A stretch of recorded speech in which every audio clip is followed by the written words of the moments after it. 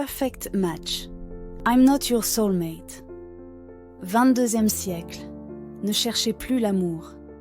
À votre majorité, la science vous indique qui est votre âme sœur. Respectez la loi ou écoutez son cœur, 98%. Elliot peine encore à y croire, mais les résultats de son test de compatibilité sont sans appel. L'État américain vient de décréter scientifiquement qu'Isaac Mika est son âme sœur la plus pure. Celle avec laquelle elle devra se marier et emménager dans les prochaines semaines, alors même que son cœur n'a jamais battu que pour Ashton, le petit frère d'Isaac. Elle le savait pourtant très bien.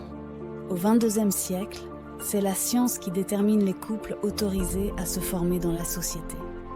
N'en déplaise à son futur époux, cet être froid et solitaire, prêt à tout pour défier l'autorité en place, quitte à entraîner Elliot dans sa chute.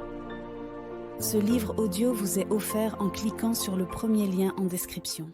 C'était une journée parfaitement normale? Bien sûr. Pourquoi? Un truc cloche? Il me décoche un de ses plus beaux sourires. Ceux qui ont le don de détendre les tissus de mon cœur et de vider 2 tonnes de problèmes hors de ma tête. Pourtant, aujourd'hui, ça ne fait pas effet. Comment tu fais pour être aussi détendu?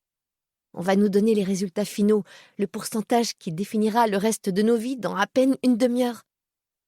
T'imagines s'il était négatif? Il ne le sera pas, me coupe-t-il en passant son bras autour de mes épaules. Sors-toi ça de ta jolie tête et arrête d'imaginer le pire. On est ensemble depuis nos 16 ans, Elliot. On s'est toujours aimés comme des dingues. Pourquoi est-ce qu'on ne serait pas compatibles, hein? Parce que c'est ce que nous a dit le test père de nos 18 ans, peut-être. En 3 ans, je suis sûre qu'on a pu augmenter notre compatibilité pour dépasser la foutue barre des 50%.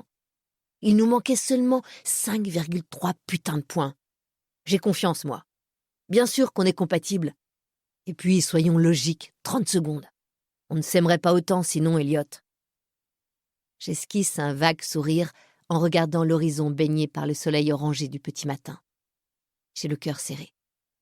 Le souvenir du moment où on a appris les résultats de notre premier test est encore intact dans ma mémoire.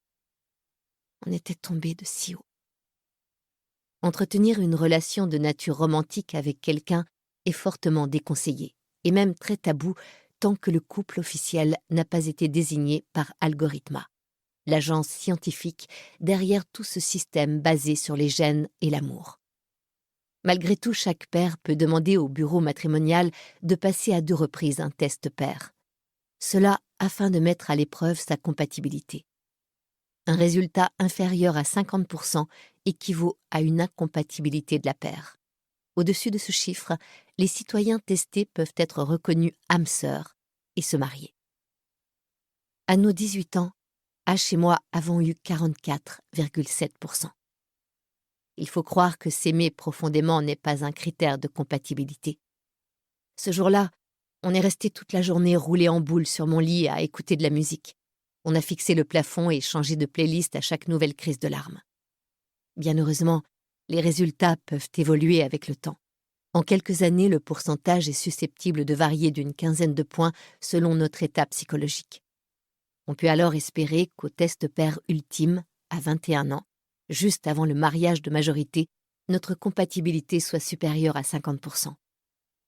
Ainsi, on se présenterait devant le marieur avec le test positif et 2 anneaux, avant même qu'Algorithma nous propose un lot d'âmes sœurs éventuelles.